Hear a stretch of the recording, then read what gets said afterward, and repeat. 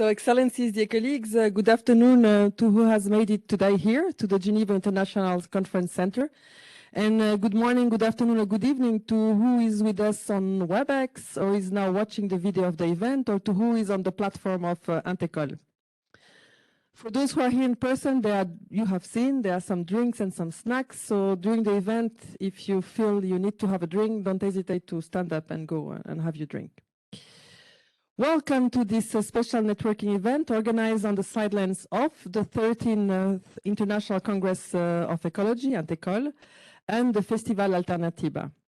Today we are discussing opportunities to tackle the intertwined triple planetary crisis of pollution, climate change, and biodiversity loss we face, and how we are breaking silos to address this crisis.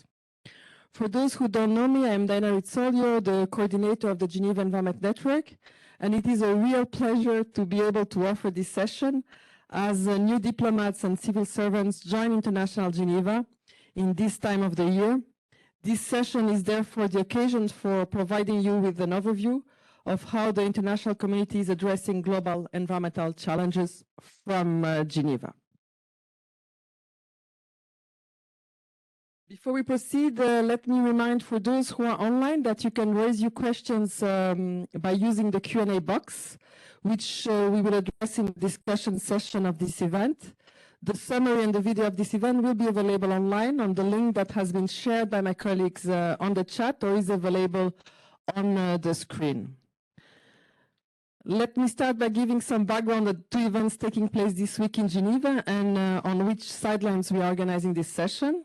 So the International Congress of Ecology is taking place here at CICG. The people who have this, some people have the badge around their neck, so those are all people that have been attending the conference. It's hosted by the University of Geneva and its partners under the theme Frontiers in Ecology, Science and Society. It is a scientific conference mainly attended by researchers in ecology, but not only. Today is also the day of the excursion, so you have a lot of, it's less full than it used to be, the Congress during the week, because many people are traveling around Geneva. The other event on which sidelines we're organizing this session is the 8th edition of the Festival Alternatiba Léman. Alternatiba is an yearly event showcasing concrete means and solutions for reducing emissions through conferences, exhibits, stands, workshops, with the participation of numerous local actors. The program is open to all, and we encourage you to attend other sessions taking place this week. There are a lot of evening sessions, and Saturday a lot of activities in Parc des Bastions. So coming back to the topic of our session. Our leaders today regularly refer to the triple planetary crisis that humanity currently faces: climate change, pollution, and biodiversity loss. This is why we choose to address them in our discussion today. Each of these issues have their own causes and effects, which interlinkages interlinkages, and each issue needs to be resolved if we have to have a viable future on this planet. So let's start by a short video by the United Nations Secretary General that was issued for Earth Day back in April, where he refers to the triple planetary crisis and will help us to introduce today's discussion. It's very short, less than 2 minutes.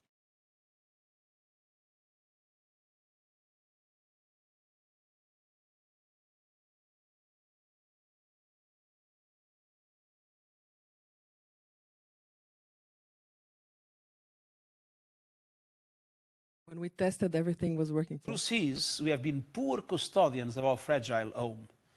Today, the Earth is facing a triple planetary crisis: climate disruption, nature and biodiversity loss, pollution and waste. The triple crisis is threatening the well-being and survival of millions of people around the world. The building blocks of happy, healthy lives, clean water, fresh air, a stable and predictable climate are in disarray, putting the Sustainable Development Goals in jeopardy. But there is still hope. 50 years ago, the world came together for the Stockholm Conference. It was the start of the global environmental movement. Since then, we have seen what is possible when we act as one. We have shrunk the ozone hole. We have expanded protection for wildlife and ecosystems.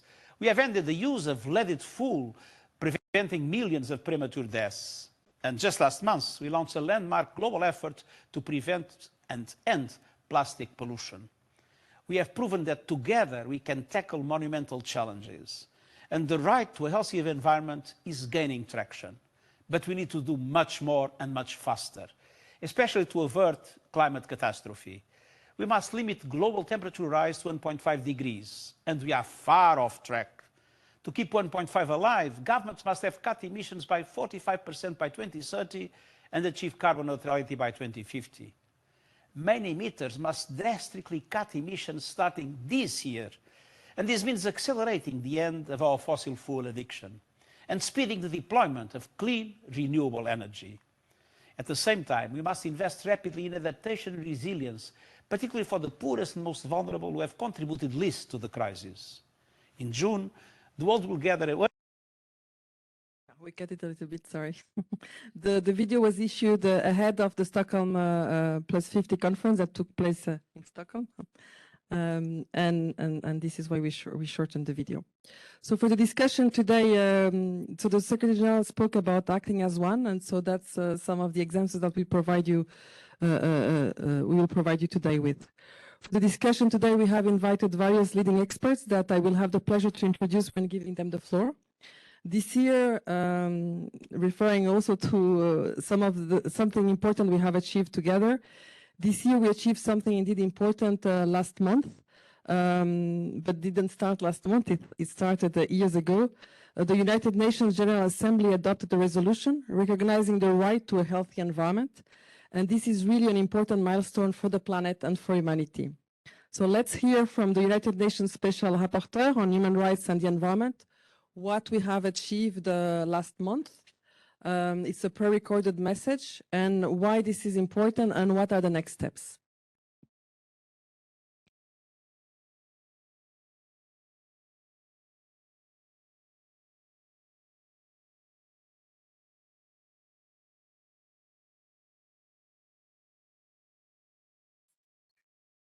Hello from Canada. I'm Dr. David Boyd, the United Nations Special Rapporteur on Human Rights and the Environment. And I'm really excited that this summer, the UN General Assembly recognized for the first time that everyone, everywhere, has the right to a clean, healthy, and sustainable environment. What does this mean?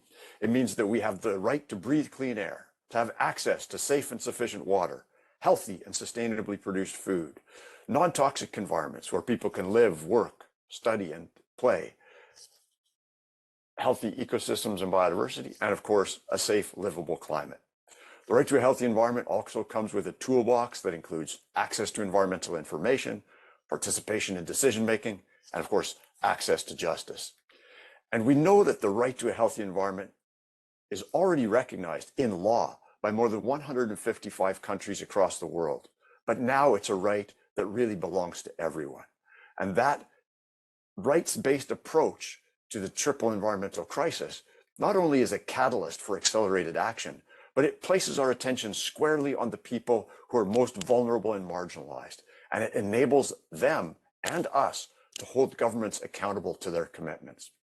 UN resolutions of this nature are not paper tigers. Look at the 2010 resolution on the rights to water and sanitation, which was a catalyst for constitutional changes, legal changes, and most importantly, changes on the ground to deliver safe drinking water to hundreds of millions of people across this planet. I hope that we can work together to implement everyone's right to a clean, healthy, and sustainable environment in the months and years ahead. Because don't forget, we humans may have our differences, but we all breathe the same air. We all depend on healthy ecosystems for the air, water, and food that sustain us. So moving forward, I look forward to working with you, and I thank you for the work that you're already doing. So and indeed, moving forward, I'm going to show you now, before I give the floor to our first in-person speaker here in the room, to a slide where I would like to illustrate, waiting for the slide to arrive.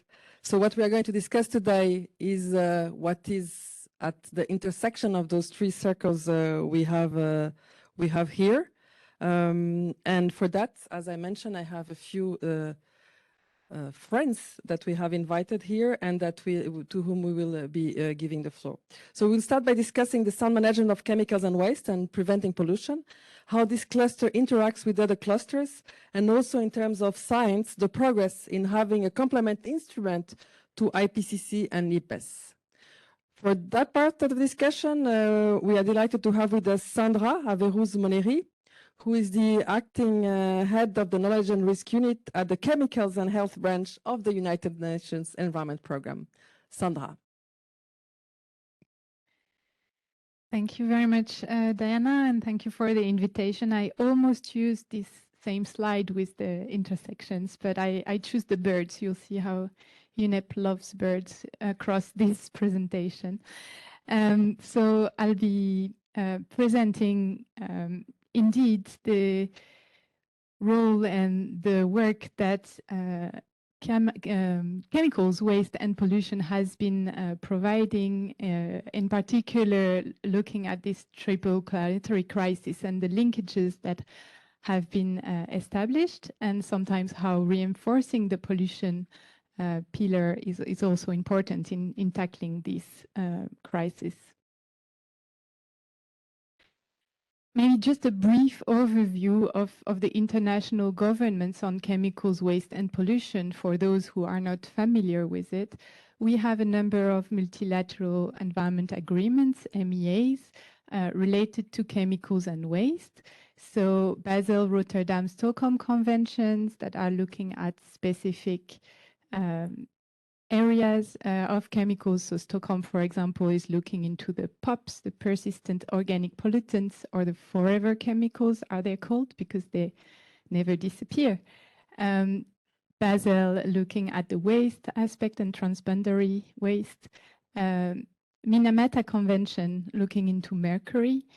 The Montreal Protocol and with the ozone action, and we heard the example of the ozone layer depletion that has been a successful example of these conventions, as well as SAICM, the Strategic Action for International Chemicals Management, which is currently looking into its beyond 2020 future and currently discussing in Bucharest as we speak now.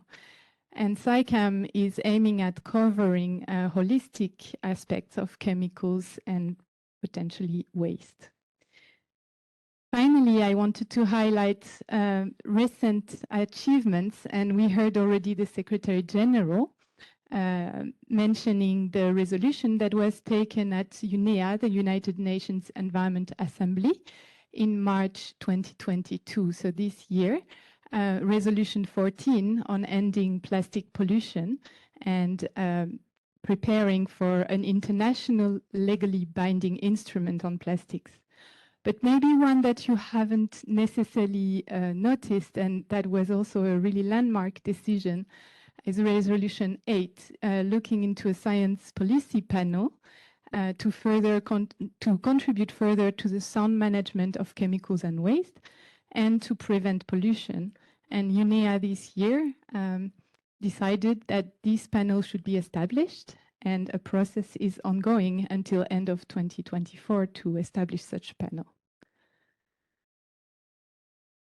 And maybe because you mainly are scientists, I wanted to highlight how this is a landmark and important. We do have an IPCC for climate, the first pillar or the first part of this triple planetary crisis. We do have IPBES now for biodiversity, but we don't have yet a panel that is addressing chemicals, waste, and pollution pillar. So we really look forward to having this panel established and informing, not prescribing, but informing policies so that we do have action on this area. Decision has been to establish an independent international intergovernmental panel, meaning one that is alike the IPBES and the IPCC. Then I wanted to focus the last part of my presentation on how cross-cutting chemicals and waste in particular are to all the SDGs, and in particular to health, to the world of work, so labor, to climate change, biodiversity, agri-food, sustainable consumption and production, that is really seen as the underlining umbrella in UNEP, that on which these pillars of climate change, biodiversity and pollution are evolving, and human rights, as we heard about the recent General Assembly decision. And to provide a few examples, and I'm sure the slides will be available, so you'll have time to read further, but how, for example, land degradation and deforestation that are linked to informal mining, mainly for what we call artisanal small-scale gold mining, using mercury as one of its components, are impacted, highlighting how neonicotinoids, which is pesticides, is actually an insecticide, is actually impacting bees and impacting our ecosystem. There are further examples. Marine plastic pollution is an example, so how plastics and plastic pollution, including microplastics, are actually found in our oceans and impacting both the health of our ocean and of the living bodies in all living bodies. And I'm sure my colleague from IUCN will correct me on how to exactly mention this.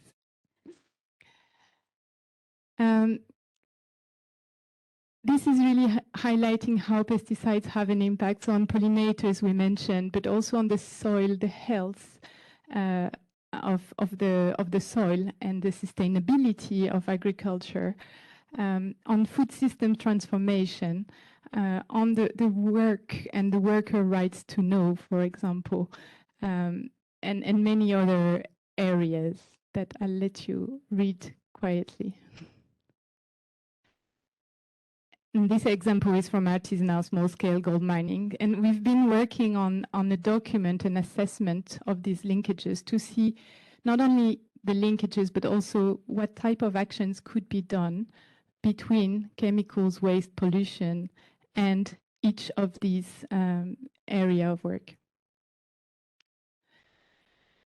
And I'll finish by highlighting a few of the initiatives that are ongoing at international level to deepen the relationship and the actions between different pillars and to tackle the planetary crisis.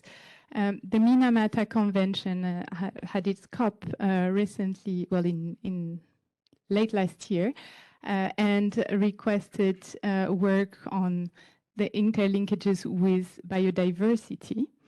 The Basel, Rotterdam and Stockholm Convention as well, and this is a preliminary work that has been conducted and it is to be followed as a result of these decisions.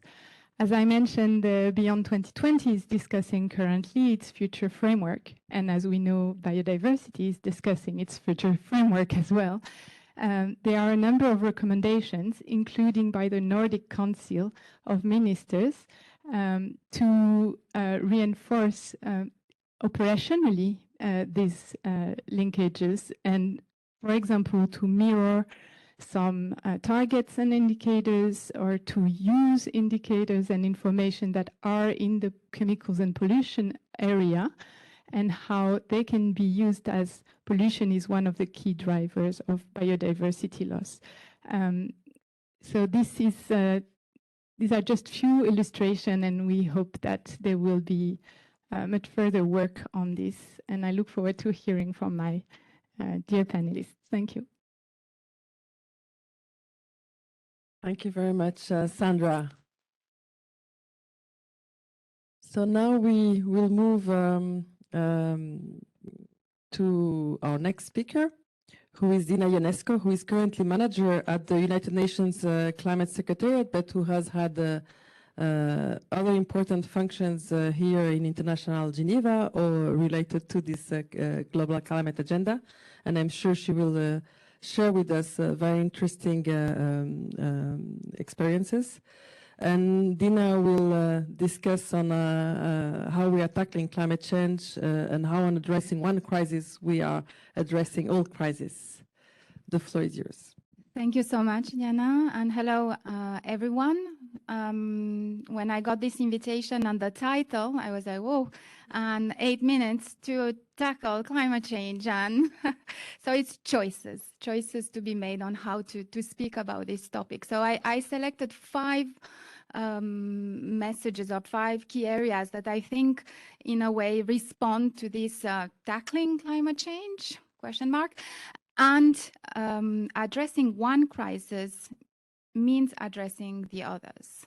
So my first point, let's say, my first introductory point, it's really to bring in our discussion where we stand at global governance level. I know that our events now in Geneva are very much about science and also local climate action. So I think it's interesting to connect to what is happening at the global governance level. So the first insight is, of course, the climate change global governance level.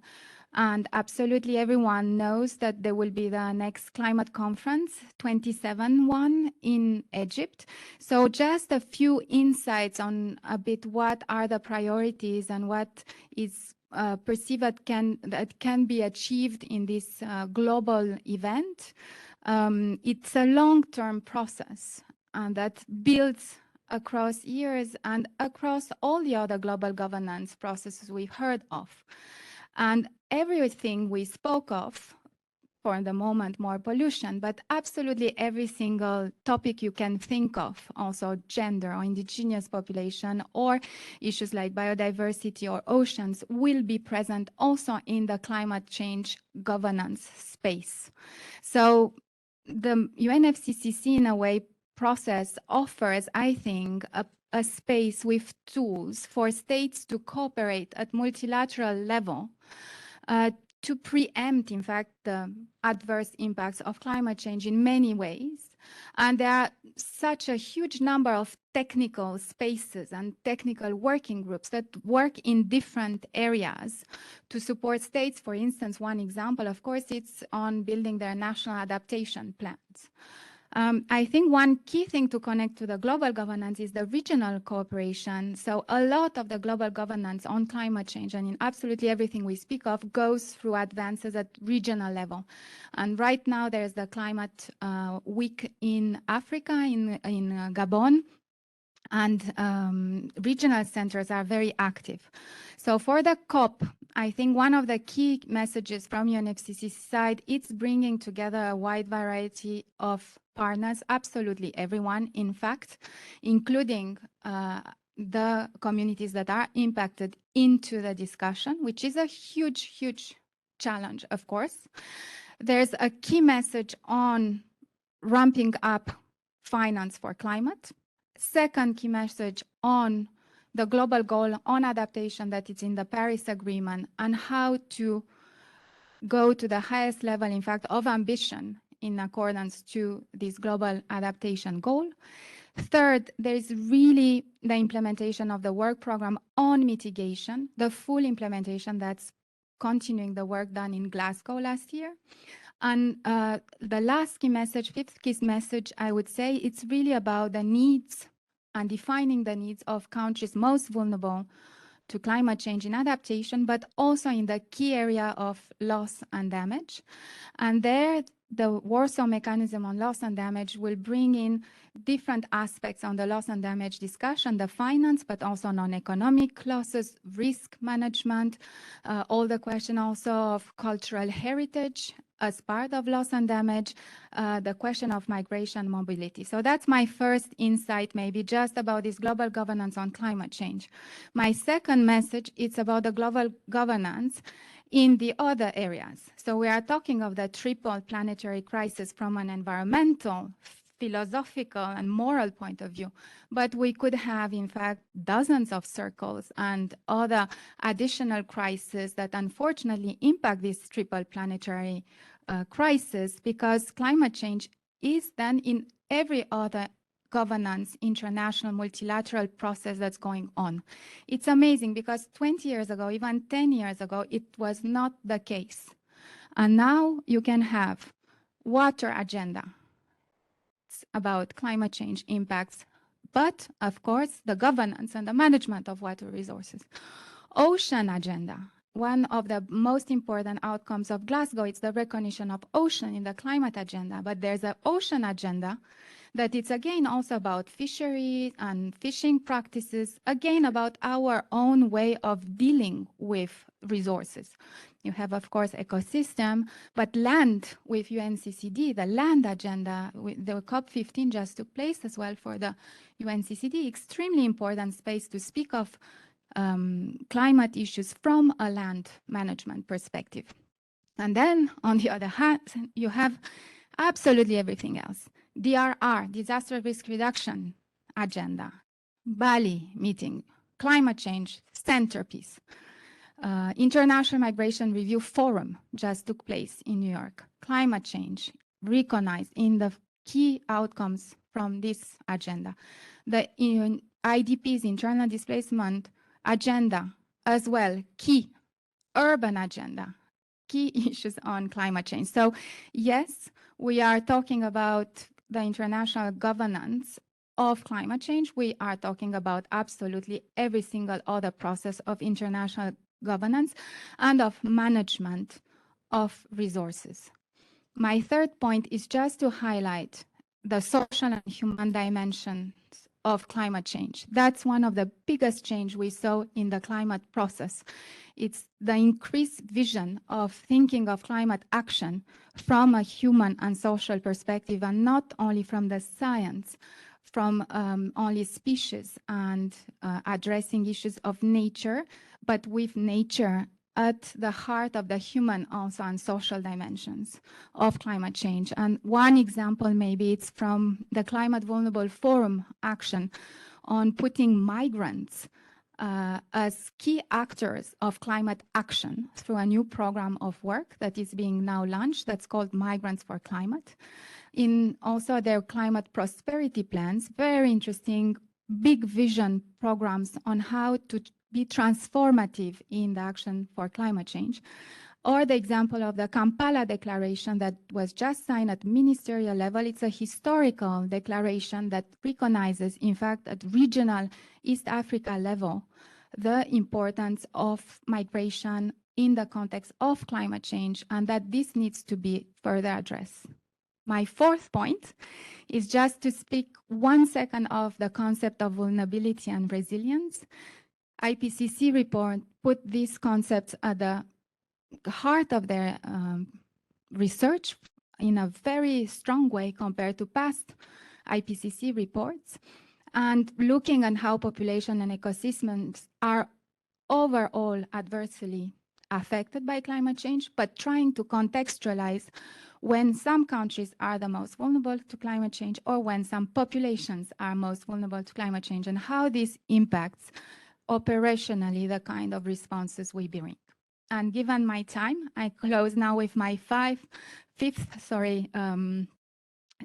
example. And I realize that the camera is there, but I'm talking, so I'm speaking for the last one, maybe to the camera, and not just to our beautiful audience. I don't know if the people see the audience, but I hope so. So there's a beautiful audience here.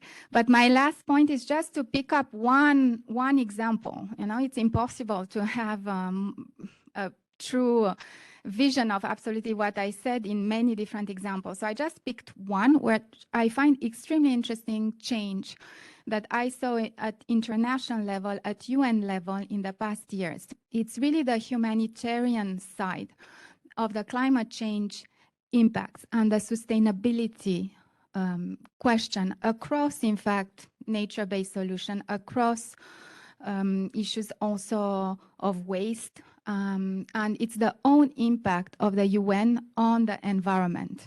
So from the humanitarian side, there's very interesting practices on connecting to finance and the question of clean energy.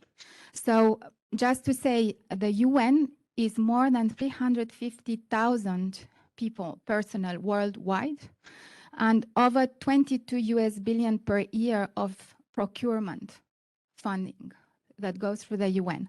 So there's a big question of the sustainability commitment of the UN being leveraged by private capital to benefit, in fact, communities with a climate vision.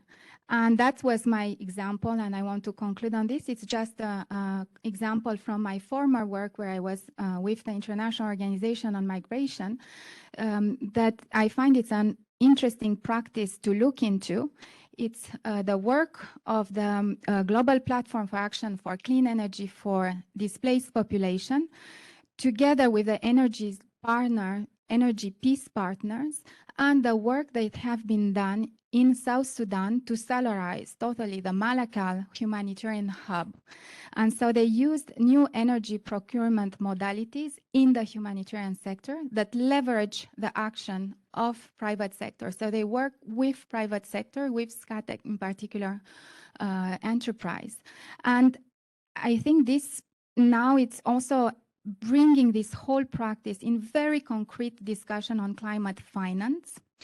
It's working through a solar power plant, and it's also eligible now to certify renewable energy credits with the help of the energy peace partner. So these funds that are raised through this the process will help now solarize, for instance, the Malakal Teaching Hospital. So I find it so specific, so interesting, such a good example of concrete way of UN trying to walk the talk, and also to concrete displacement, so human questions in connection to climate change, collaboration with the with private sector, and a finance vision. So I wanted to conclude on this. Thank you, Diana.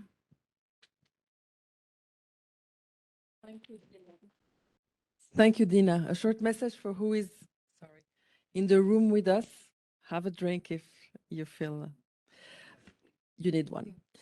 We now move on with the agenda, and we are going to discuss leveraging nature with a colleague Dorsa Sheikholeslami. I hope I have pronounced it well. Who is a nature-based solutions program officer at the International Union for Conservation of Nature, or for Nature Conservation, which is not at the center of Geneva, but very close to Geneva and Gland. Dorsa, the floor is yours. Thank you very much. And hello, everyone. I am honored to be here and also discuss all these important issues with you. So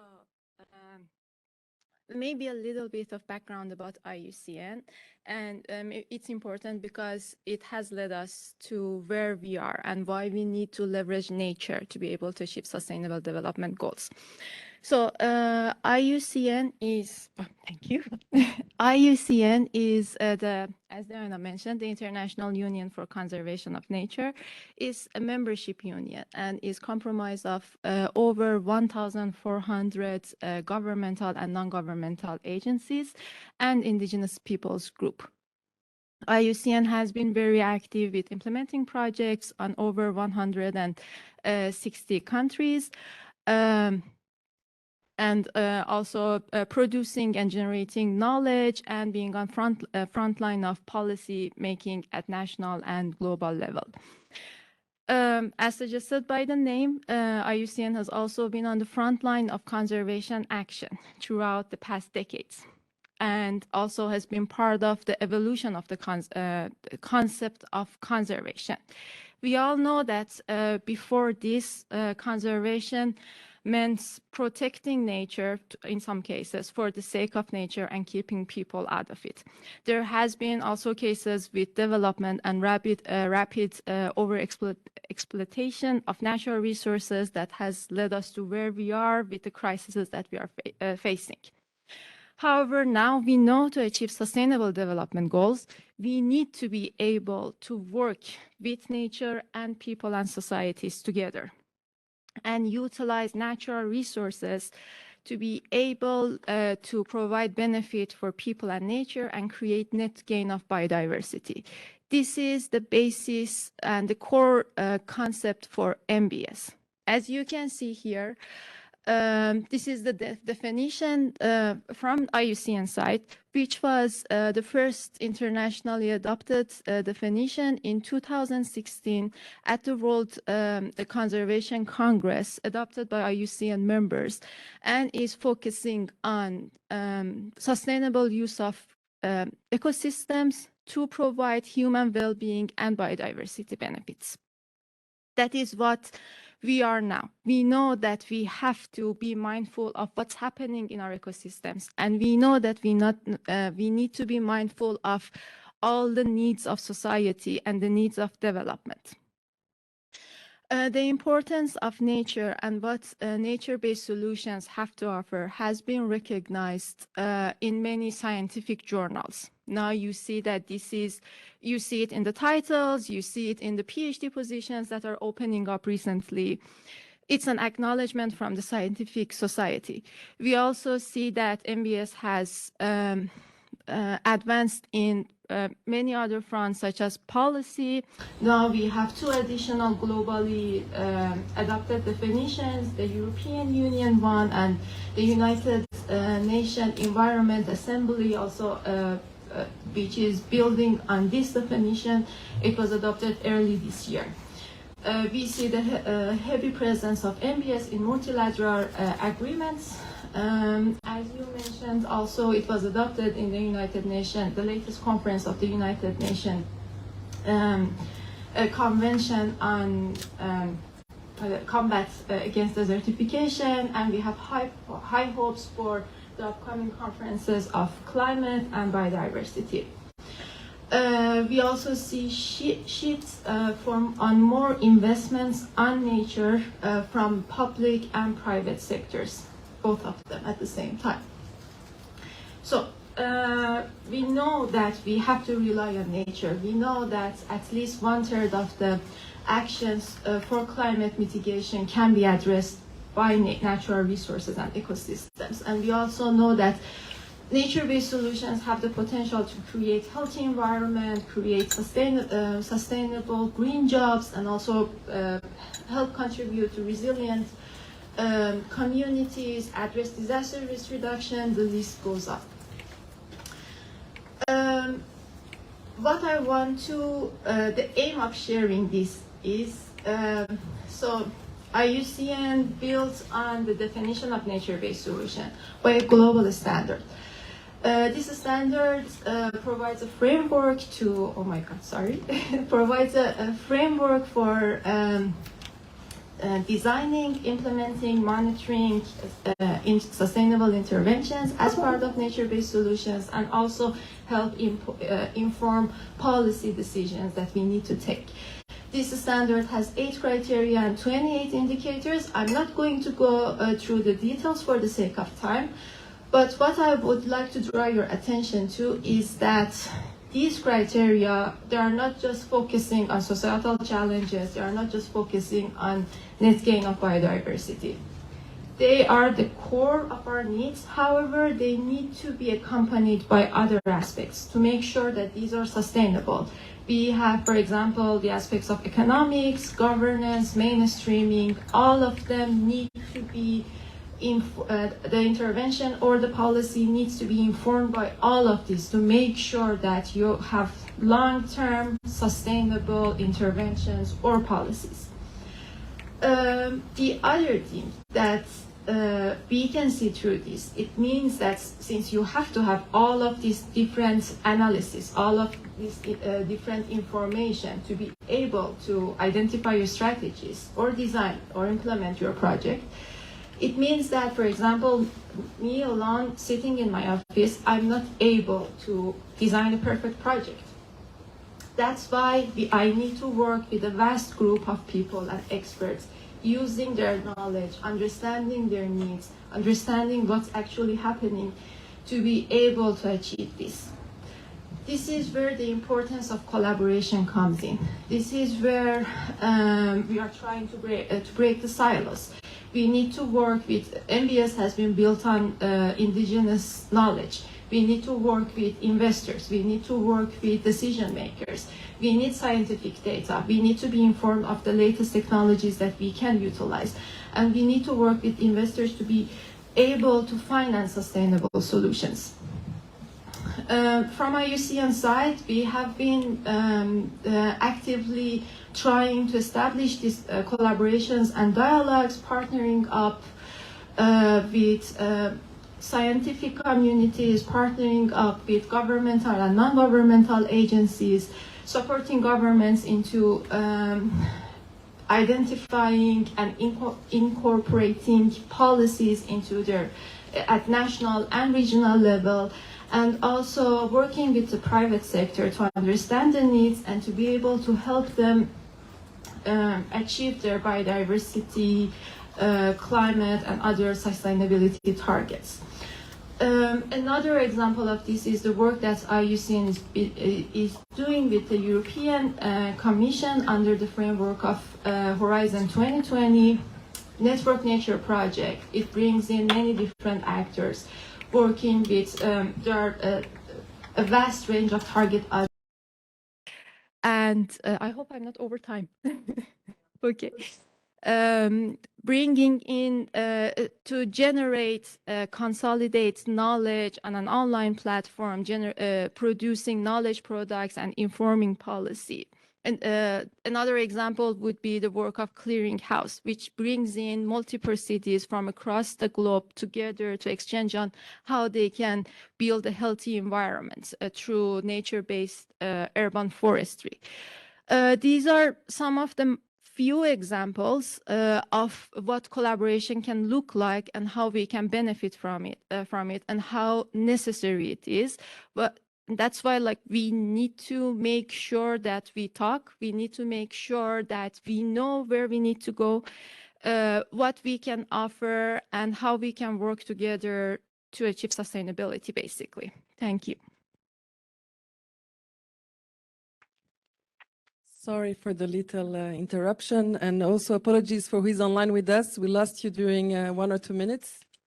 These are things that happen.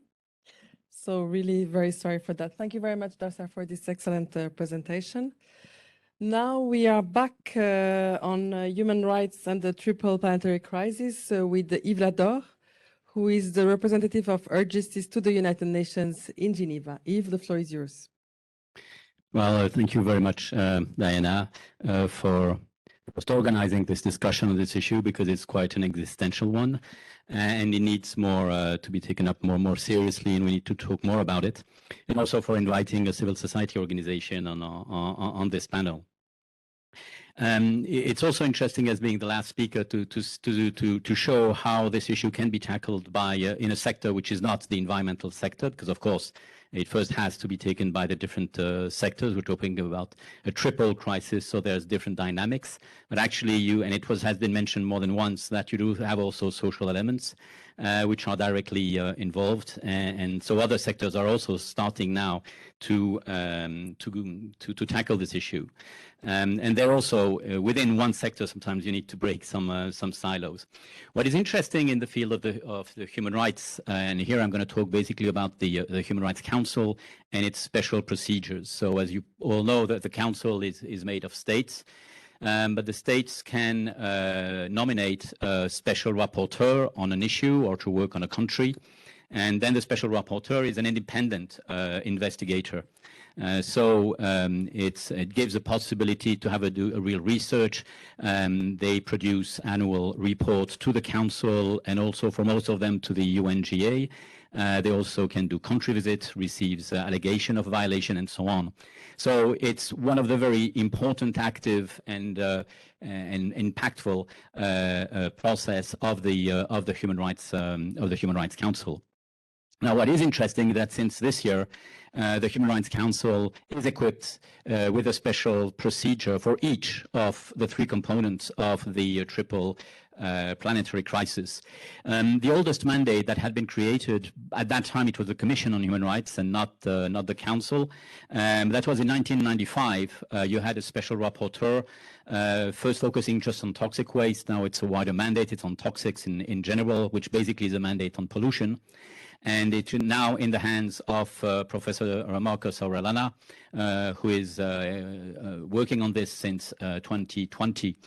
And you can see here on the right-hand side the two of his recent reports, and I'd just like to highlight the one he did on the right to science in the context of toxic substances, because it's an interesting progress within the thoughts in the human rights field when we're talking about science, because basically we were for the time being just talking about the right to enjoy the benefits of science.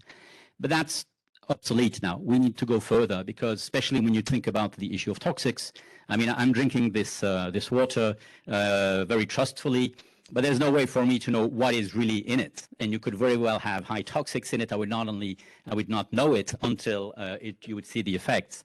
So in order to know the environment in which we're living, you rely on science and scientific information. So it is a very basic issue just for the right to life. So the access to science is a crucial one in terms of very basic rights. So that's for the oldest mandate since 1995. A more recent, I mean, the next mandate that was developed, established on environmental issues, was the one on human rights and the environment in large, which was created in 2012. And it's a very wide mandate, as you see, because it looks at the human rights obligations relating to the enjoyment of a safe, clean, healthy, and sustainable environment. And also, what are the obstacles to try to have a global recognition of the right to a healthy and sustainable environment?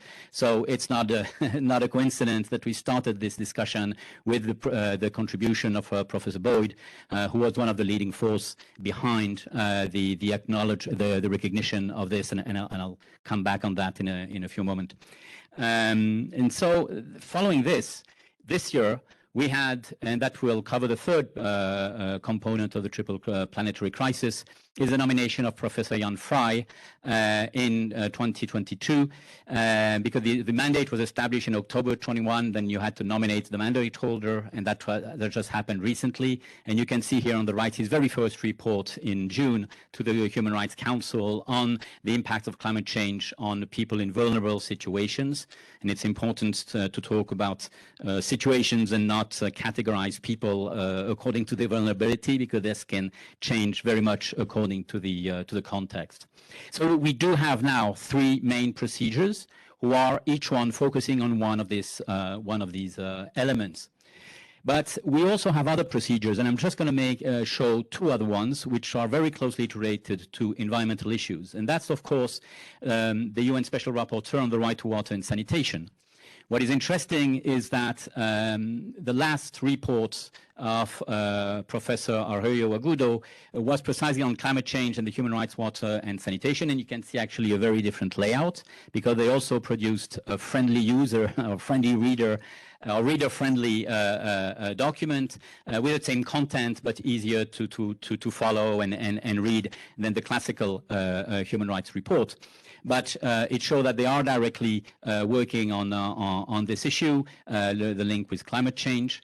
And here is another special procedure with Professor Fakhri, who is a special rapporteur on the right to food. I'm sorry, there's a mistake in the title. It's the special rapporteur on the right to food, not to water and sanitation.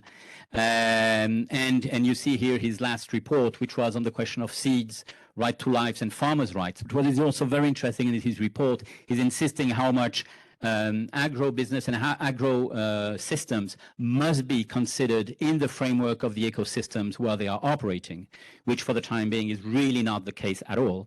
So it's quite interesting to see that in such a context where we're not, it's not an environmental body, it's not focusing on environment, you do have a real debate on the environmental things, because it directly affects the question of human rights. And of course, I'll finish here with these two elements.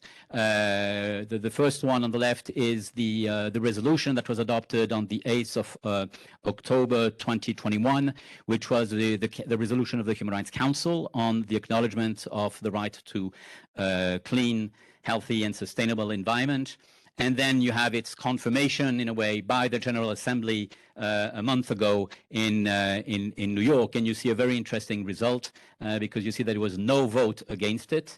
And in favor, you have 161. We can go actually almost to 170 countries because a number did not participate to the vote, but some of them who did not vote because they were not in the room had actually co-sponsored the resolution, which means, of course, that they support it. And also, interestingly, you see 8 abstentions. Actually, the real number is 7 because Kyrgyzstan has wrote back to the UNGA saying that its position is not correctly reflected here. They do support the resolution. So it's a very interesting progress. We'd love to see all the others do the same. But it's very interesting to see that no countries voted against. And I can tell you that the negotiations were really, really, really very tough.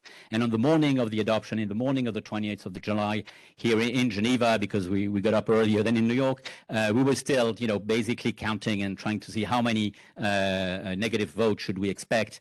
And so it's a very great result to see that no one dared stand up and say, no, we don't think that people have a right to live in a healthy and sustainable environment. And that's something we're going to have to build on because that's a very, very important message in a pretty difficult political situation. So, of course, once we have this, what are the next steps and what can it bring? First, the next steps is, of course, for the different approaches of the special procedures to work more together because as such, the triple planetary crisis is not explicitly on the table at the level of the Human Rights Council. Actually, you see, because you've seen through the picture that a number of through the silos, I would say, issues are being taken up. So you see that it's, in a way, implicitly it is there, but it's not explicitly there. So that's probably one of the next challenge is for the different special procedures to work together and have a coherent approach on these elements as they are working in their own mandates. The second element is, of course, the work of the states within the council, and then also that can go to the UNGA, is how do you work on the implementation of the right to a healthy and sustainable environment? And that is partly the next steps. There is also a challenge for the Office of the High Commissioner. It's not presented here, but it must be underlined that the special, the High Commissioner, who is just leaving its office now, has been very active on pushing its office to work on the linkages between human rights and the environment.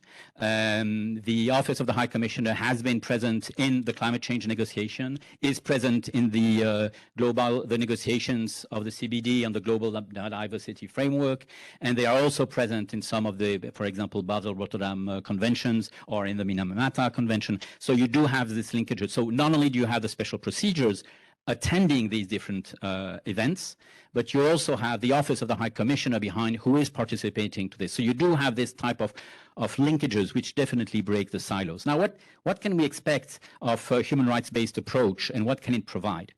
Very first thing, 3 things. The very first thing is that it does bring the human face on these issues. I was attending very recently, just a week ago, discussions with people working in the field from the humanitarian sector. But it was really interesting to see that a repeated issue that they were bringing up was, we don't have a human face. So we're dealing with people who are affected by climate change. We have, as you very clearly showed, that we are ourselves saying, how do you include the evolution of climate change, the way we're going to have to deal with these situations, because they are all degraded situations that continue to be degraded. So how do we deal with that? But on the other hand, we don't have the impression that what we're doing and that these people with whom we're working are parts of the climate change issue. And it is true that within UNFCCC itself, and that's not what you have mentioned, you've mentioned the regional discussions, all what is going around UNFCCC, but within UNFCCC itself, we still have quite a problem in order to have a real human face in the discussion itself. That's where we hope that the Special Rapporteur, Jan Frey, will be able to start to change it, and then we hope also that the work of the Human Rights Council will be better reflected in these type of debates. Now, what does it change, the question of having a human face? Well, of course, it changed something for the people who are directly concerned, but it goes further than that. Because if we see, for example, the discussion between the special rapporteur on toxics and the discussion in the BRS, SciCam, and so on, one of the challenges is that the environmental approach to take issues of pollutions, pollutant by pollutant, chemical by chemical, is so slow that it's not delivering. It can deliver on a specific product. So I'm not saying it doesn't deliver. On a specific, let's say PFAS, for example, it's a type of pollutant. Yes, progress have been made. On plastic, even the Basel Convention now has also made some changes which are very, very important. They do impact. But the global approach to go chemical by chemical, when you have hundreds of thousands of them, which are going now in our environment, which actually combine themselves, that is not enough to tackle the issue to the level which is needed. And that's where the human rights approach does bring a change in the way we have to deal with that, because you have to start, how are people affected?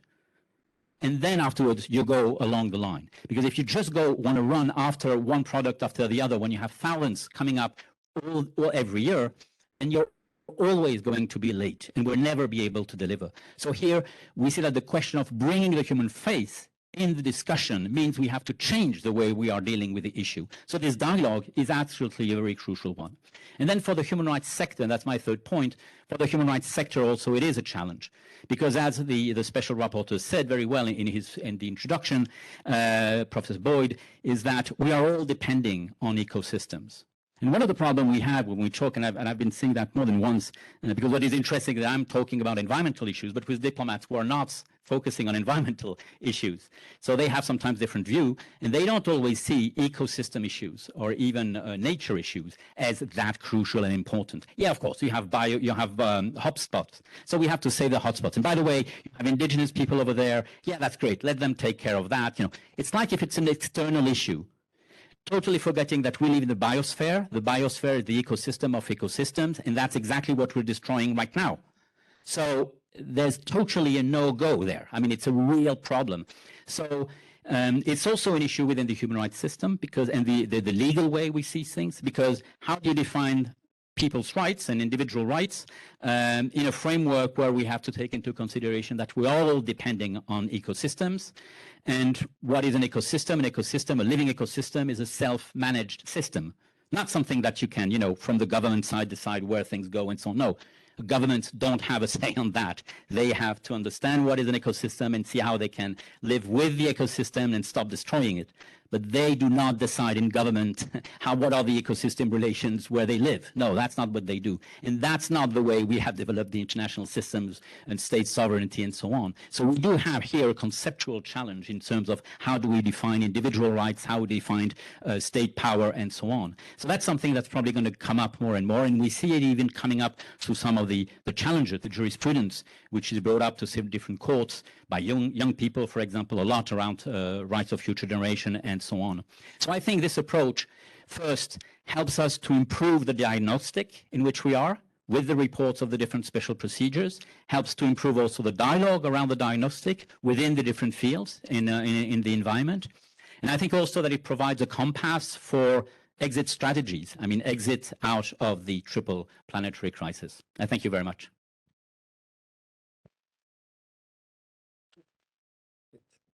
Thank you very much, Yves. I think we can now move to the part of the discussion. I have seen already a few questions online. So I will first turn to the room. I see a few hands there. So I will go with my mic and you can keep it so that like that you can move on with answering. And what we will do is that we will take 2-3 questions and then we move on. So who should I start with?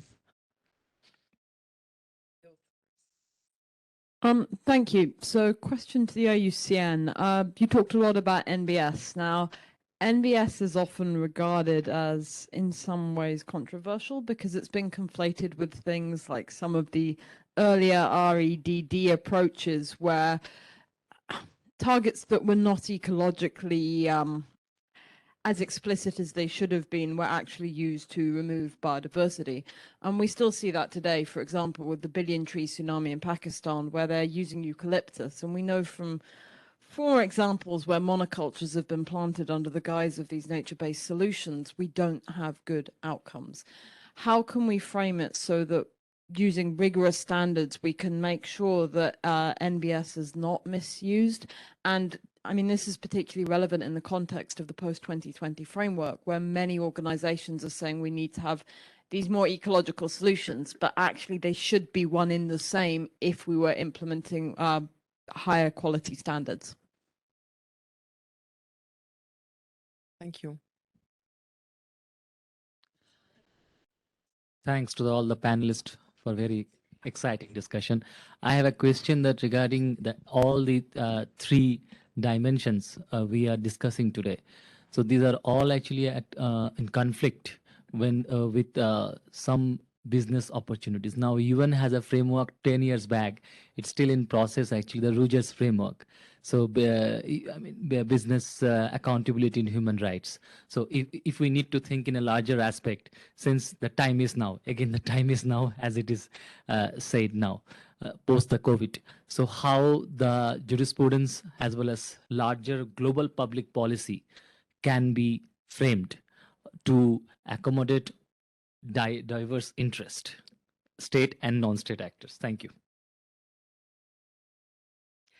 Thank you to all panelists for this interesting discussion. And I have a question on the polluter pays principle, and especially when it comes to taking care of already existing stockpiles of waste. We are all images of pictures of devastating conditions for people living as waste picker, or especially in countries which don't have the means to take care of this pollution, and because also we export waste to them, and maybe there are tools to prevent new plastic pollution.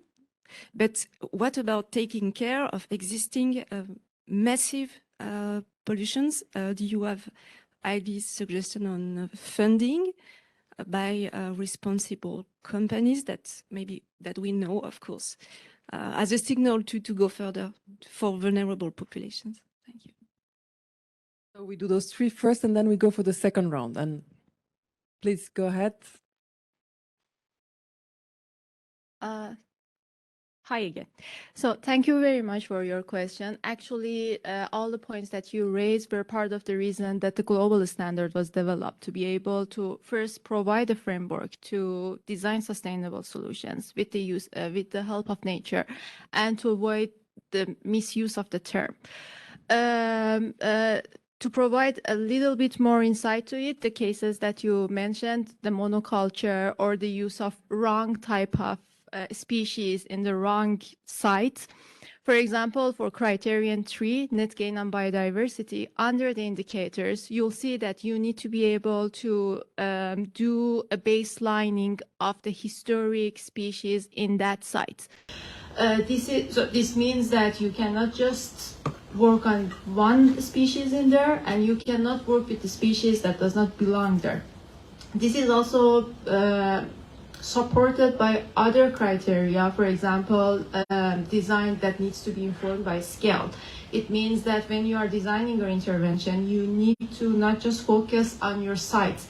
You need to think beyond this. You need to have that holistic view of what's happening that interacts your site and how your intervention can affect the world outside, and not just on a geographical scale. You have to be mindful of what's happening there culturally, what's happening there economically, to make sure that your intervention is sustainable, and we do not repeat the same mistakes that we've been. Okay, thank you. I'll try to answer the other two questions, and feel free, my colleagues, of the panel to add. Regarding the question on how do you engage state and non-state actors, I think that's really an element where everybody is actually aware and mobilizing themselves, and the objective is really to make sure that each and every actor commits and has a responsibility to respond towards. That's what the SciChem, the Beyond 2020 discussion that are ongoing are looking into for chemicals and waste. what we are trying to put forward as organizations, international organizations working on chemicals and waste in particular, is an integrated chemicals and waste management.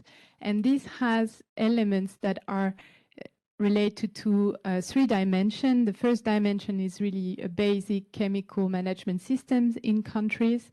Second dimension is how do you engage the sectors, such as the industry sectors, be it textile, be it electronics, be it plastics, be it construction, to commit to sustainability, to commit to design that would be phasing out chemicals and having business model that lower the waste aspect. So there's a lot more to be done. And I think the stakeholders are engaged at the moment to work on this issue. On the polluter pays principle, it's a reality that there are stocks of waste, and I think everywhere, and particularly in developing countries, and issues with managing this waste, and they can be also landfilled or put in illegal places because there's just no legal landfilling in some countries. It is also true that there are exports to waste, and I think that has been recognized in a number of places. One example is that we discussed recently at the BRS COP was related to lead acid batteries and the export of second-hand vehicles. On this specific topic, there is work that is ongoing to make sure that there are substandards at the moment of exporting. So not when the products or the waste are reaching the countries, but at the moment of exporting. Again, that's one specific topic, and that's one specific example. We definitely have to imagine and work together towards a sustainable solution in the future and deal with the current issues of pollution and waste. Oh, and maybe I wanted to just add one point, if I may, before handing over to colleagues. I heard reference to sustainably using resources, and I heard your comments also on a chemical by chemical approach is not sufficient. I think that's really what underlines this idea of integrated chemicals and waste management. How do you take a holistic approach? How do you work with all stakeholders so that the end result is actually sustainable consumption and production? Thank you very much.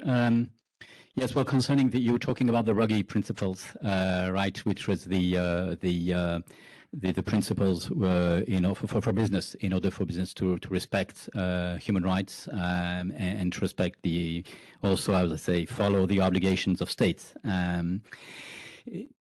On the question of there has been some progress. Let's be very clear. Around the Ruggie principle, you do have these voluntary guidelines, which are progressing, which are improving. We see, for example, also that within the EU, the question of accountability is taking much more weight. So we see a number of real effective progress. Is that enough? Absolutely not. That's the drama. It has, when you see all the efforts which are behind, it is worrying to say, okay, we are progressing, but so much when we have so far to go right now, and actually in an urgency, in a situation of urgency. So that's where indeed we definitely have some worries. I think the question of the stockpiles, for example, is a very good one in the sense that not only do we have to improve and stop some of the productions, and let's be very clear, some productions today should not be allowed anymore because they are too dangerous. And this needs to be said, because there is some kind of assumption saying, okay, everything is tolerable. We just have to see how we, manage a bit better.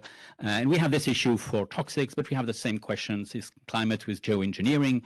We're seeing a very strong push now. Some are saying, oh, well, still geoengineering, you could do it with, social approach. No, stop it. A number of things in industrial developments must be stopped. Full stop. That's it. And to add on this, when indigenous people have sovereignty on their own land, if they say no, no is no. So these are issues we have to push again and again. It's a very tough fight.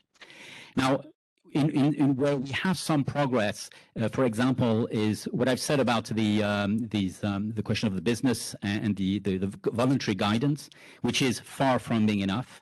And what is interesting, it is also a bit feeding into the negotiation which is existing today on a legally binding instruments on transnational cooperation and other business enterprises.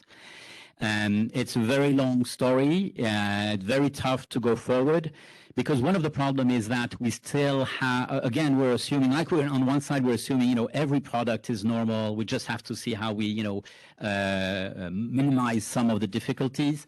We also have an idea, well, all enterprises are legitimate. No, not all business enterprises are legitimate. And this is something that is very difficult to put on the table because states are always very worried when we say that, say, well, you can't say it like that and so on. No, not all, exactly like not all state activities are tolerable. Torture has been used, unfortunately, for so long and so widely and still is. It is not acceptable. It is not even justifiable.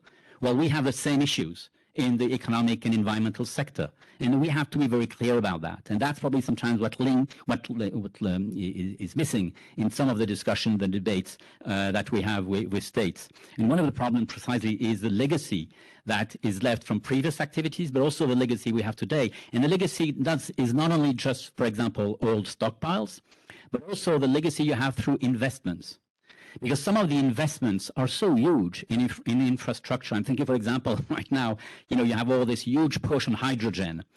And why you have such a push on hydrogen? Well, of course, everybody's so worried about climate change, rightfully.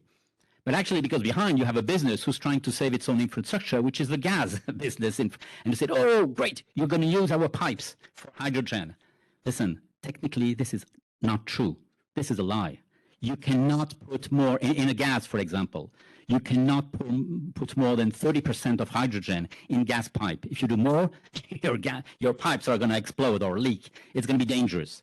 So you cannot use, and look, everywhere you see this, the gas industry is saying everywhere, we have the infrastructure that are going to help hydrogen. So because they want to keep their own infrastructure. So again, we're always with this, and why that? They invested so much, they want a return on it.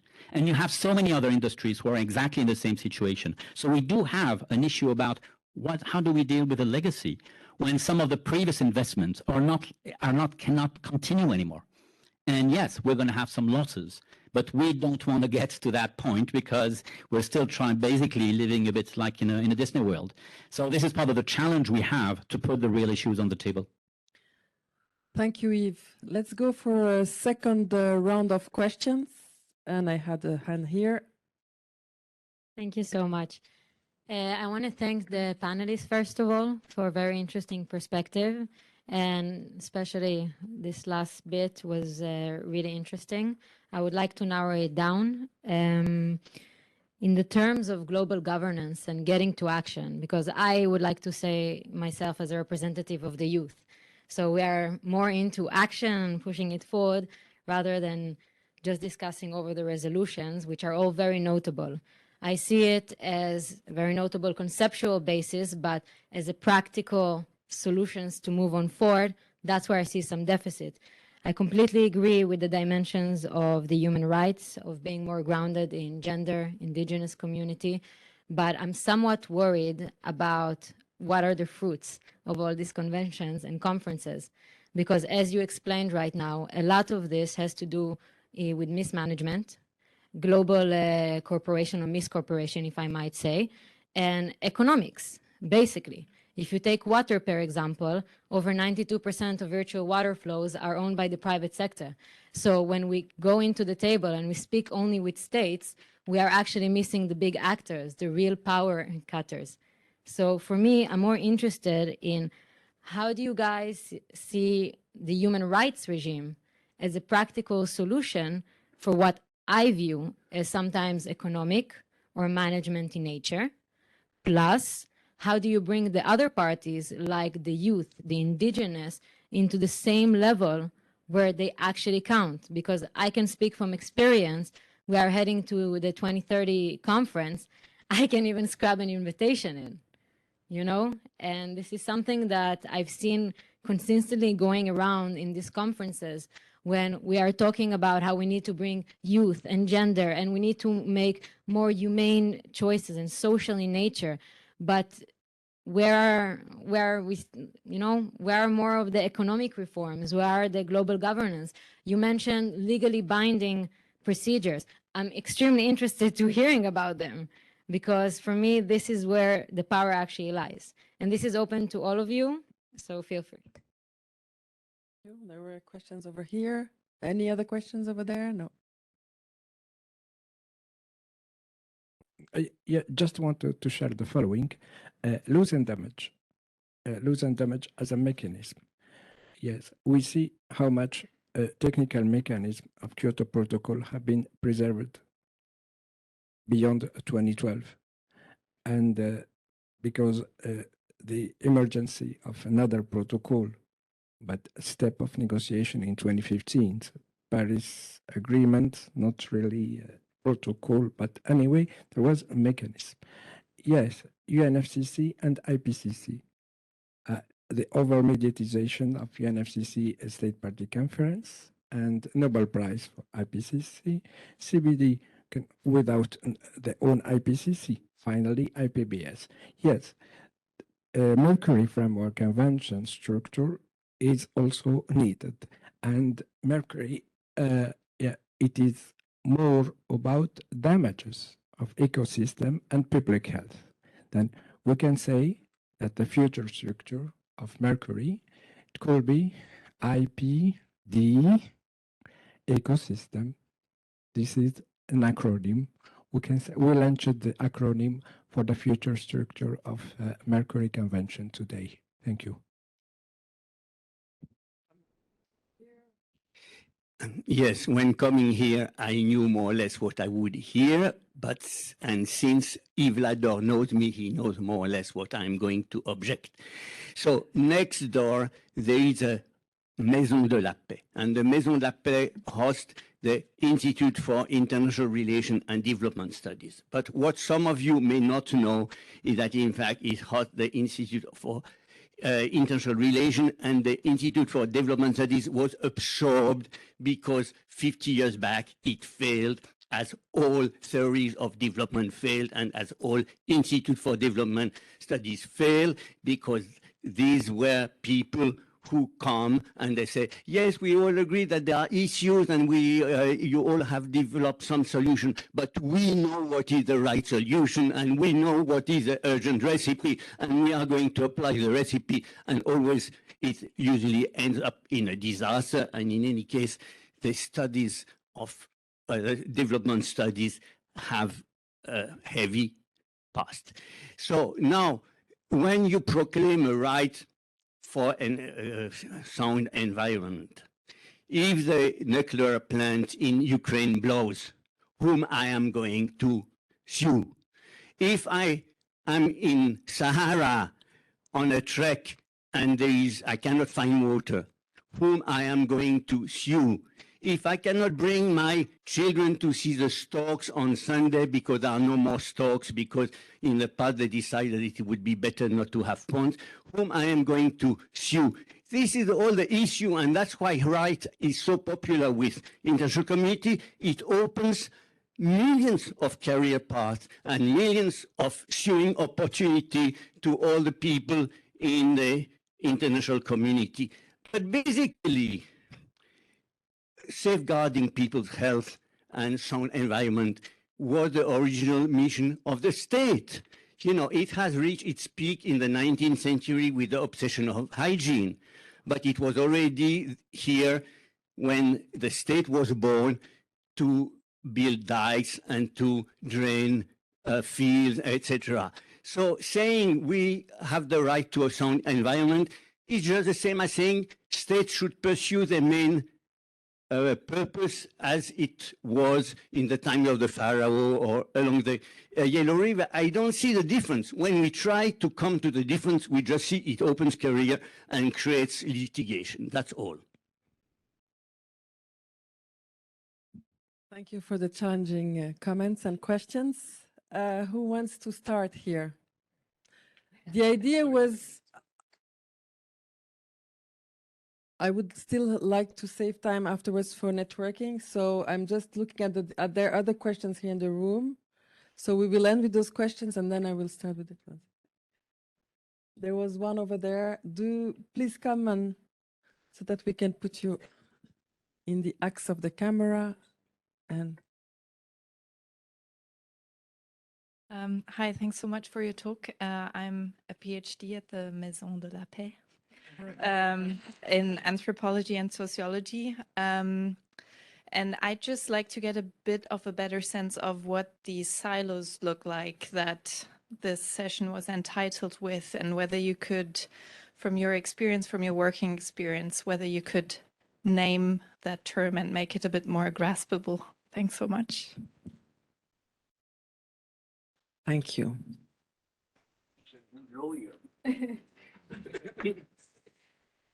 You want to start, Ligna? Le micro est là. I can give a try, but I want to introduce just something that I think will come as news for absolutely everyone here. It's that the world is imperfect. Human nature also, I discovered, is very imperfect. And I also discovered we will all die in a lifespan of our lives. So with this in mind, in a more philosophical way, I will respond to all questions in a very humble way, I think. I think we need to be humble, in fact, about absolutely everything and action-oriented, and humble also about our own areas of expertise. I'm very humble about it, by the way.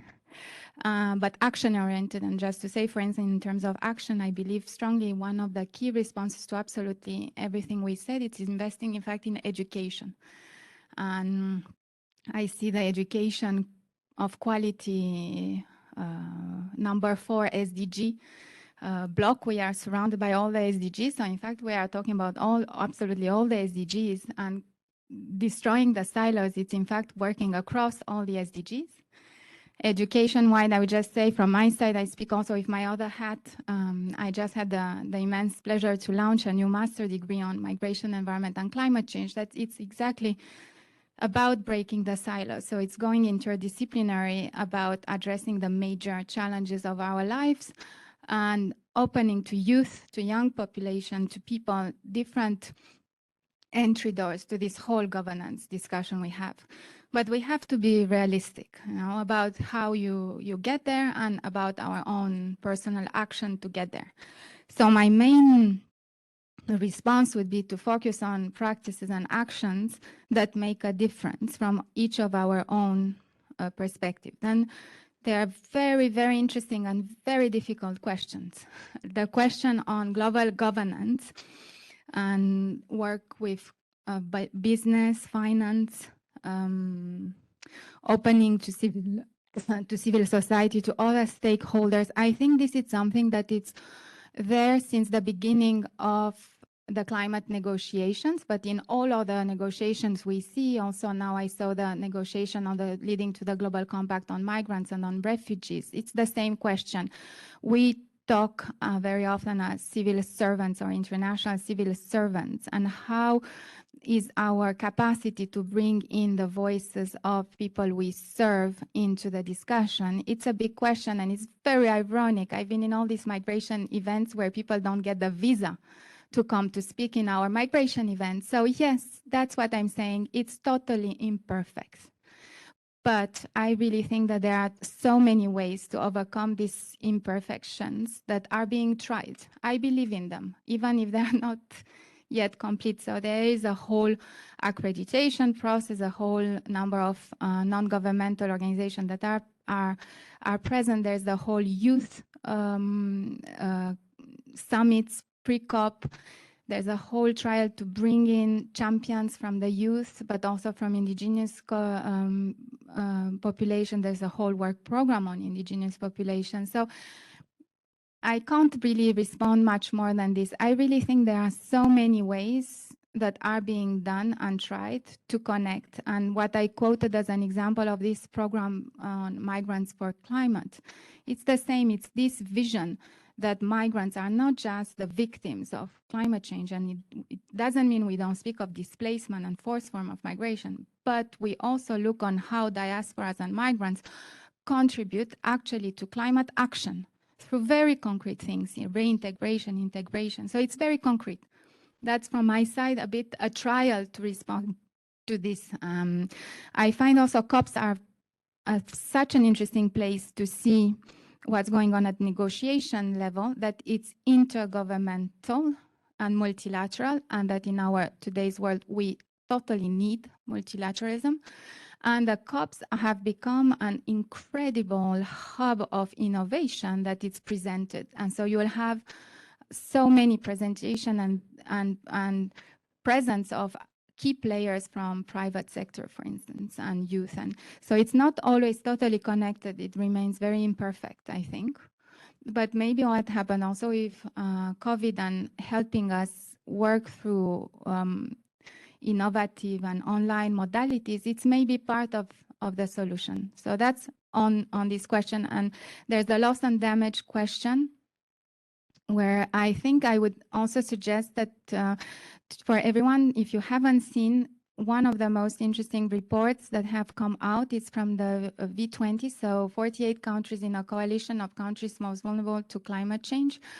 It's the first report that really tries to highlight how much of the wealth of these countries has been eliminated because of climate change, so to attribute to climate change. And they come up with, through their methodology, that 1/5 of the wealth of V20 countries has been eliminated because of climate change. And they come up with also approximative of US 525 billion of US dollars that is considered as a loss of this economy because of climate change, temperature, precipitation changes, and in the patterns of precipitation and extreme heat.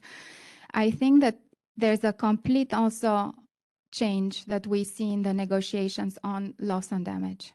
So it's a shift on now trying to focus also on finance for loss and damage, and countries being able now to say how much of the funding they put into different activities can be considered as loss and damage. And that's an outcome of Glasgow, and that will be very important for this COP and for the stock-taking COP in 1 year. I think it's such a change.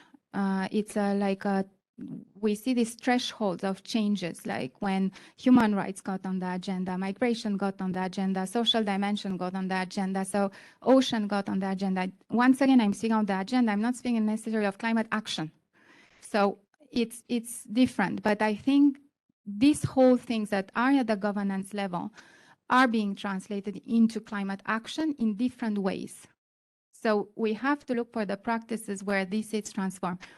Speaking of loss and damage, for instance, the Climate Vulnerable Forum tries to have now first ever facility to really fund loss and damage activities. They are working on it, trying to conceptualize what does it mean exactly. So there are practices. I want to focus on what's there rather than what's not there. It's a choice. Thank you, Dina. May I suggest that as we move on, so that we give a chance for bilateral discussions when this event is over and for a last drink, may I suggest that you take all the floor, but providing some concluding messages and takeaway messages of what you would like here the audience to take away from the deep messages, experiences you have been sharing with the audience today. And let's start by the same order we started the discussion. So Sandra, you have the mic. Girl, please go. Okay, so I'll try to do that as well as answer or give an idea of the silos that were requested as a last question. maybe one example on the silo is if we take the example of biofuels, and the impact that the positive impact it could have on climate change, and the potential negative impact it would have on land and on ecosystem integrity. The rules of the game on biofuel when it comes to, or bio-based, or let's say bio-based plastics or biodegradable plastics, when it comes to chemicals and to related pollution. So these are just examples on, if we look at a siloed approach, you would actually potentially have what we call in the chemicals and waste area regrettable substitution, what are called also as, not pushing to other areas of the environment or human health or human right, some irreversible damages. And maybe that would be actually in line with the conclusion I wanted to put forward is to make sure that we have this holistic view and we look at nexus. And it's not easy because it makes the issues more complex. But it helps understand the impact of our world and our activities, our needs as well, on human health and environment. And so having this holistic approach and nexus view, I think, is what we are striving for. Dina is next. Sorry. No, I spoke so much before, but my message is this. I would like to say again, I think that we should always in life, by the way, acknowledge what is not working and try to address it. But I'm worried by something I see. It's at the level of eco-anxiety I feel in the generations and around me and young people and children of my friends. There is something we have to be careful about, because that's how we can, in fact, say it's too big and we can't do anything. So my message for us, it's on the contrary, it doesn't mean we deny what's not right, but it's to focus on actions, on practices, on things that working together. I find that's, for me, my message for such a big discussion we had today, where we tried to bring in very concrete things that are being done, that are not perfect and that take long, and it's very frustrating sometimes, but I tried, for instance, to connect also to practices that work. So I think that's my message. Let's focus on action and encourage young people and those who are young in their heads to act at their level in practices that are part of their passions and motivations and professional expertise. Thank you. Thank you. Dorsa is next. Thank you very much. I want to echo what you have shared with bringing your attention to the concept of transformative change. It means that we need to change. Things cannot be the way that they have to be. We know that, and maybe it's not as fast as we like it to be, but even technically, I'm still considered as youth. I feel fit within the description. But even when I look back, I see that things are very different from 10 years ago. I see that now when we talk about sustainability, it's not just about, oh, how can I keep harvesting from these forests for eternities. We talk about inclusive governance. We talk about all different aspects that fit within sustainability. Maybe I don't see that on a day-to-day basis, but that is the worth for me, the worth of these dialogues, the worth of policies that are in place. And again, from my professional experience, we see this demand for receiving technical assistance for designing nature-based solutions. It's not just from the conservation sector. Actually, our biggest demand comes from private sector, coupled by the governmental agencies. It shows that we are moving toward that change. We are changing our mindsets. Maybe it's not fast enough. Maybe definitely it's not enough. But as you said, I think we also need to acknowledge this. Thank you. And the final word is to Yves. Yes. Thank you. Right, the gender minority on the table for once. Well, thank you. The first thing I think we do have to agree that we still need to work on the diagnostic. We don't have a full agreement among states, and I suppose the debates that happened today here in this building have also reflected that. There's still a huge discussions around the diagnostics, and that's also why I think this discussion is so important. The fact of putting the triple planetary crisis forward is something different than what we were hearing just, let's say, 3 years ago. So it means, we are saying that we have to change the way we are defining the situation. We need to improve our diagnostic. Now, one of the very important elements in improving this diagnostic is precisely the IPCC as a model. The IPBS on biodiversity, unfortunately, is not a panel, but a platform, and I still think it needs to be improved. I still think there is still a challenge around the IPBS. But of course, it is trying to fulfill a role a bit like the IPCC. And the great news, I want to underline, because you said it, but I just want to underline it, is that now we also are going forward to have a similar panel on the chemical and pollution issues, and that's also very needed. What makes a change with these processes, the debate finds a place where we can see what is consolidated in science and what is still being debated. And that helps a lot because, of course, and especially for me, I'm not a scientist at all. So when you have to deal with these issues as just a layperson, you need some elements where you can understand why you have some debates and where you don't have any debates, because that has been basically cleared by the scientific community. And that changes the whole, we're so much reliant on these type of information that changes a lot the whole public debate. So I think this is a very important progress. So these elements are good elements to work on. And the second question about the right to a healthy and sustainable environment, what makes a huge difference to the question of legitimacy right now?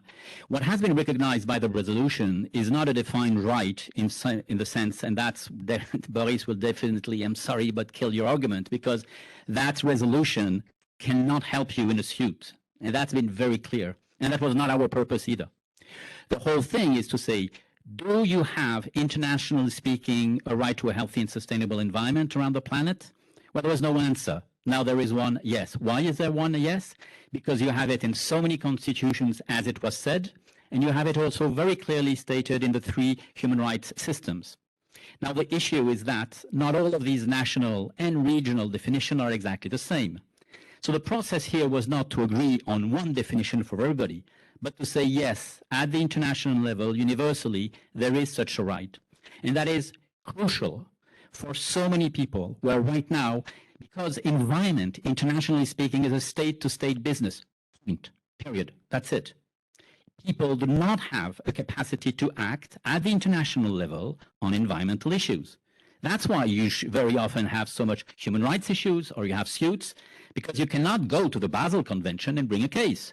You cannot go, there's so many places you cannot do that, but you can do that with the human rights treaty mechanisms, and it has been done on chemical issues with the committee, the Human Rights Committee, for example.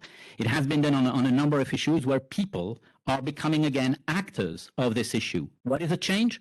Well, what has been said by this resolution is that it's not just a state-to-state issue.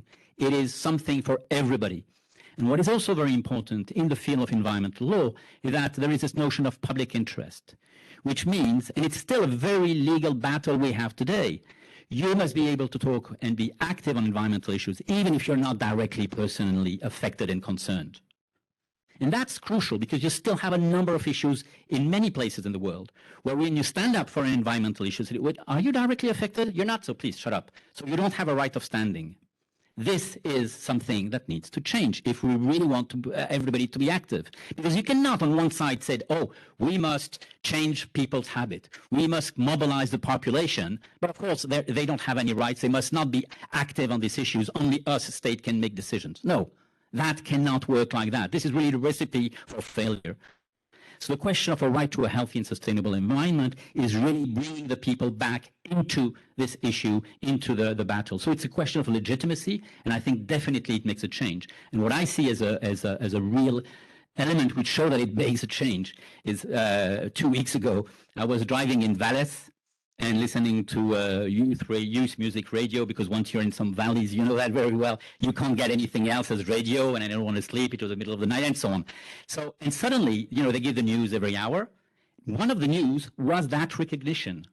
I was just amazed. I was, you know, shouting in my car all along, driving there, saying, they are talking about that, the last place I would have thought about. And when we've been in many dialogues, and even some of the negotiations here, it has been taken up again. Why? Because it's a change maker in terms of legitimacy. Yes, people have a right to act for the environment. This has been, since last month, recognized by the General Assembly of the United Nations. Yes, it is a change. Excellent.